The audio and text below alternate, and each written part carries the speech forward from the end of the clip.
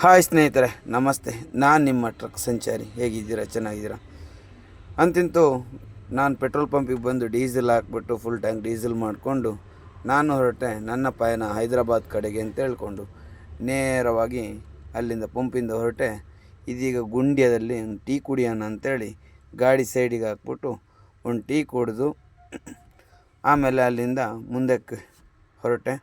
ಅಷ್ಟರಲ್ಲಿ ಏನಾಯಿತು ಗೊತ್ತಾ, ಫುಲ್ ಬಸ್ ಬರುವಂಥ ಹೊತ್ತಲ್ಲಿ ನಾವು ಲಾರಿಗಳು ಸೈಡಲ್ಲೇ ಹೋಗ್ಬೇಕಾಗತ್ತೆ. ಯಾಕಂದರೆ ಅವ್ರ ಟೈಮಿಂಗ್ಸು ನೋಡಿ, ಬಸ್ಗಳು ಅಂದರೆ ನೈಟ್ ಬಸ್ಸು ಬೆಜ್ಜಾನಿದೆ. ಅಂತಿಂತೂ ಶಿರಾಡಿ ಘಾಟು ನನಗೆ ನೈಟಲ್ಲಿ ಜರ್ನ್ ಮಾಡುವಂಥ ಚಾನ್ಸ್ ಇದು. ಜರ್ನ್ ಮಾಡ್ತಾಯಿದ್ದೀನಿ ನೈಟಲ್ಲಿ. ನೋಡಿ, ಇದು ಶಿರಾಡಿ ಘಾಟ್ ಸೆಕ್ಷನ್ ಎಂಟ್ರೆನ್ಸು.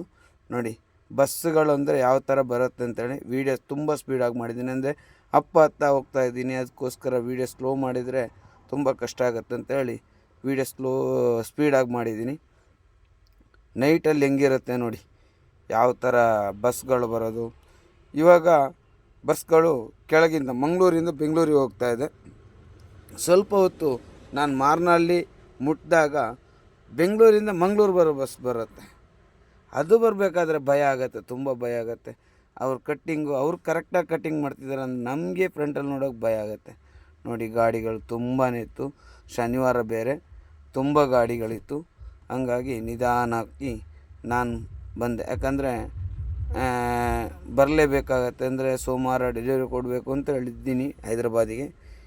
ಹಂಗಾಗಿ ನೇರವಾಗಿ ಬಸ್ ಎಷ್ಟೇ ಬಂದರೂ ನೇರವಾಗಿ ಹೋಗ್ತಾ ಇದ್ದೀನಿ. ಯಾಕಂದರೆ ಕೆಳಗಡೆ ನಿಂತರೆ ಒಂದು ದಿವಸ ಫುಲ್ ವೇಸ್ಟ್ ಆಗುತ್ತೆ. ಆಮೇಲೆ ನನಗೆ ಬಳ್ಳಾರಿನೂ ಎಂಟ್ರಿ. ನೋಡಿ, ಇದು ಡಬಲ್ ಟರ್ನು. ಬಸ್ಗಳು ಬರ್ತಾನೆ ಇರುತ್ತೆ. ಏನು ಸ್ಲೋ ಮಾಡಿ ಕೊಡೋದು, ಅವ್ರು ಮುಂದಕ್ಕೆ ಹೋಗೋದು. ನೋಡಿ, ಇವಾಗ ನಾನು ಸ್ಲೋ ಮಾಡಿ ಕೊಡ್ತೀನಿ, ಅವರು ಮುಂದಕ್ಕೆ ಹೋಗ್ತಾರೆ. ಯಾಕಂದರೆ ಅವರು ಸ್ಲೋ ಮಾಡಲ್ಲ. ಅಲ್ಲೊಂದು ಹಬ್ಬಲ್ಲಿ ವಾಯಿಲ್ ಎಳಿತಾ ಒಂದು ಗಾಡಿ ನಿಂತಿತ್ತು, ಏನು ಕೆಟ್ಟೋಗಿರೋದೆ ಗಾಡಿ. ಹಂಗಾಗಿ ಅಲ್ಲಿ ನಿಲ್ಲಿಸಿದ್ದಾರೆ. ನೋಡಿ, ನಿಮ್ಗೆ ಕಾಣ್ತಾ ಇದೆಯಲ್ಲ ಎಷ್ಟು ಬಸ್ಗಳಿವೆ ಅಂತೇಳಿ. ನನ್ನ ಪ್ರಕಾರ ಒಂದು 100ಕ್ಕಿಂತ ಮೇಲೆ ಬಸ್ ಇರ್ಬೋದು ಅಂತ ನನ್ನೊಂದು ಅಭಿಪ್ರಾಯ. ಯಾಕಂದರೆ ಅಷ್ಟು ಬಸ್ಗಳಿತ್ತು ನೈಟಲ್ಲಿ. ಕರೆಕ್ಟಾಗಿ 11:30-12 ಗಂಟೆ ಹೊತ್ತಿಗೆ ಘಾಟ್ ಸೆಕ್ಷನ್ ಹತ್ರ ಬಂದರೆ ದಯವಿಟ್ಟು ಸೈಡ್ಗೆ ಹಾಕಿ ನಿದ್ದೆ ಮಾಡಿ ಆಮೇಲೆ 6 ಗಂಟೆ ನಂತರ ಬಿಡೋದೇ ಒಳ್ಳೆಯದು ಅಂತ ನನ್ನ ಅಭಿಪ್ರಾಯ. ಯಾಕಂದರೆ ಮುಂದ್ಗಡೆಯಿಂದ ಬೆಂಗಳೂರು ಬಸ್ ಬರುತ್ತೆ, ಈ ಕಡೆಯಿಂದ ಮಂಗಳೂರು ಬಸ್ ಹೋಗ್ತಾ ಇರುತ್ತೆ.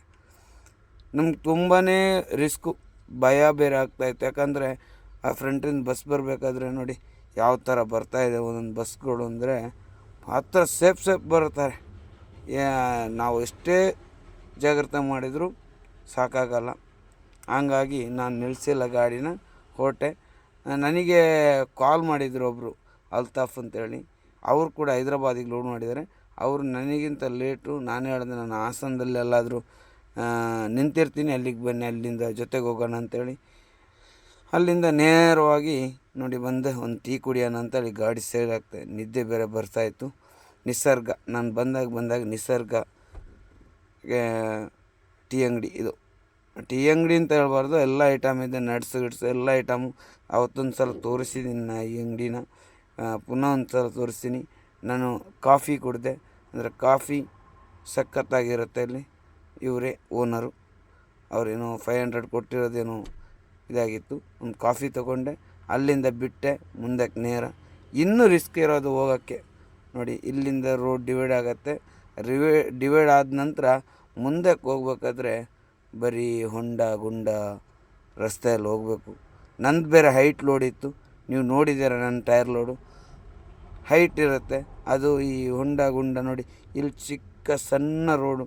ಇಲ್ಲಿ ನೋಡಿ, ವೀಡಿಯೋ ಸ್ಪೀಡಾಗಿ ಮಾಡಿದ್ದೀನಿ.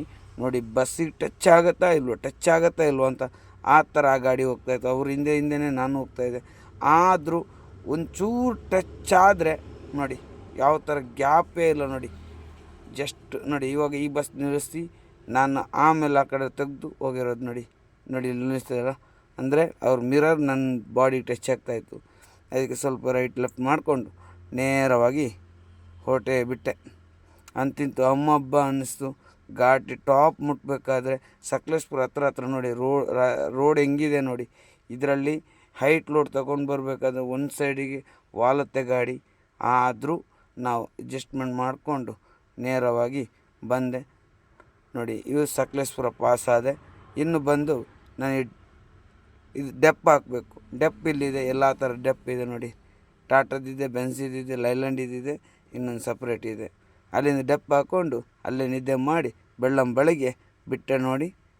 ಇದು ಹಾಸನ ತುಮಕೂರು ರಸ್ತೆ, ಹಾಸನ ಟಿಪ್ಟೂರು ರಸ್ತೆ, ಟಿಪ್ಟೂರು ರಸ್ತೆಯಲ್ಲಿ ನಾನು ಹೊರಟೆ.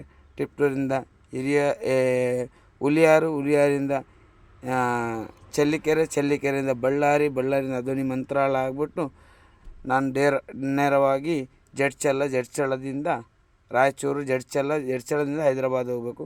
ಅಲ್ಲೊಬ್ಬರು ಹಾಲು ಕರಿತಾಯಿದ್ರು ಬೆಳ್ಳಂಬೆಳಗ್ಗೆ ನೋಡಿ.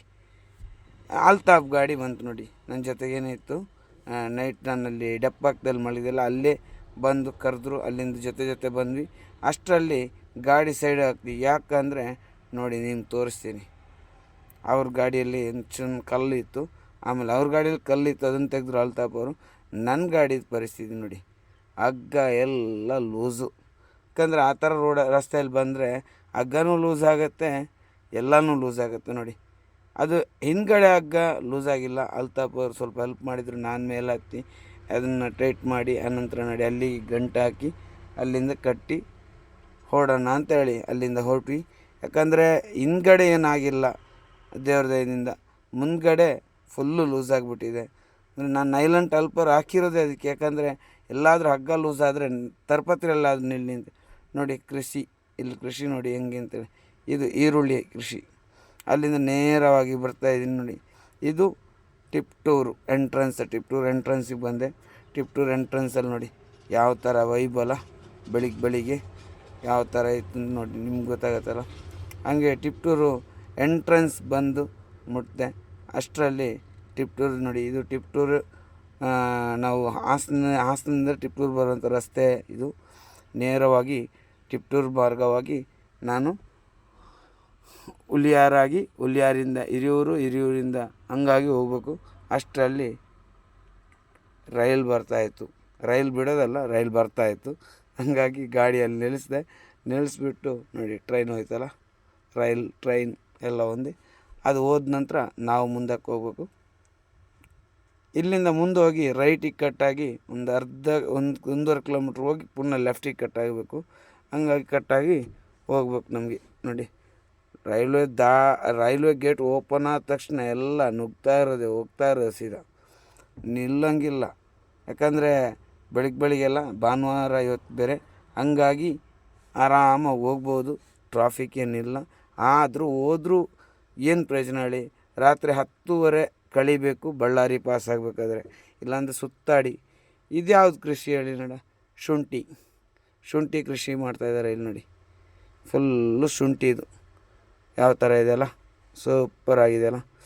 ಅಲ್ಲಿಂದ ಶುಂಠಿ ಕೃಷಿ ನೋಡಿಕೊಂಡು ಮುಂದಕ್ಕೆ ಬಂದ್ವಿ. ಅಲ್ಲೊಂದು ಟೀ ಅಂಗಡಿ. ನಾನು ಬಂದಾಗ ಇಲ್ಲಿ ಟೀ ಕುಡಿದು, ಇಲ್ಲಿ ಇಡ್ಲಿ ಇದೆಲ್ಲ ಇರುತ್ತೆ ಅಂತ ತಿಂದು ನೇರವಾಗಿ ಬಿಟ್ಟೆ. ಇದು ನೋಡಿ, ಇದನ್ನು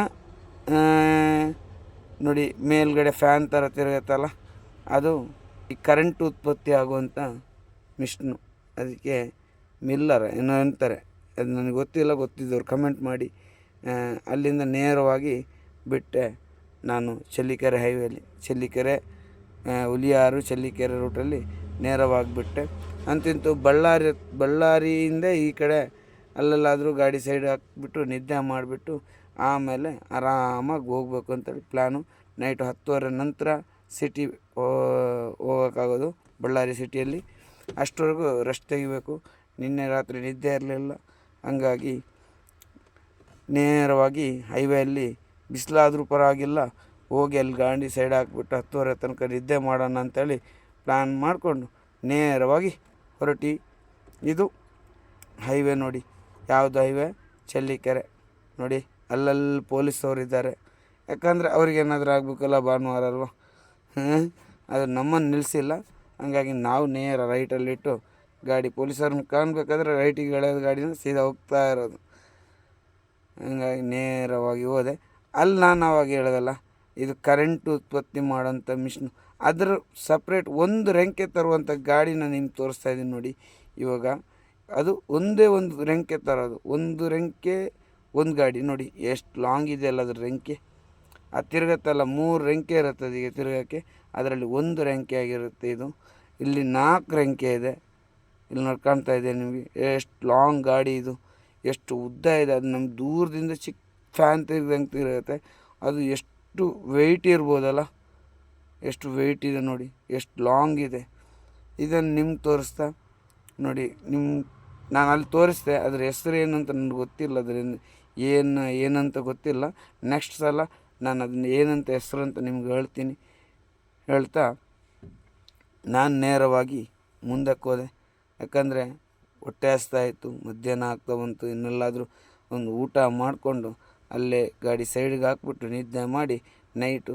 ರಾತ್ರಿ ವೀಡಿಯೋ ಮಾತ್ರ ಕ್ಲಿಯರಾಗಿ ಬರೋಲ್ಲ, ಯಾಕಂದರೆ ಲೈಟಿನ ಬೆಳಕಿಗೆ ವೀಡಿಯೋ ಕ್ಲಿಯರಾಗಿ ಬರೋಲ್ಲ. ಆದಷ್ಟು ನಾನು ಪ್ರಯತ್ನ ಪಟ್ಟು ತೆಗ್ದಿದ್ದೀನಿ, ಅಂದರೆ ಘಾಟ್ ಸೆಕ್ಷನಲ್ಲಿ ಬರಬೇಕಾದ್ರೆ ಸ್ವಲ್ಪ ವೀಡಿಯೋ ಇರಲಿ ಅಂತೇಳಿ ತೆಗ್ದಿದ್ದೀನಿ. ನಮ್ಮ ಶಿರಾಡಿ ಘಾಟಿದು ನೈಟ್ ಹೆಂಗಿರುತ್ತೆ ವೈಬು, ನಾನು 2 ವೀಡಿಯೋ ತೆಗ್ದಿರೋದು ಹಗಲೊತ್ತೆ.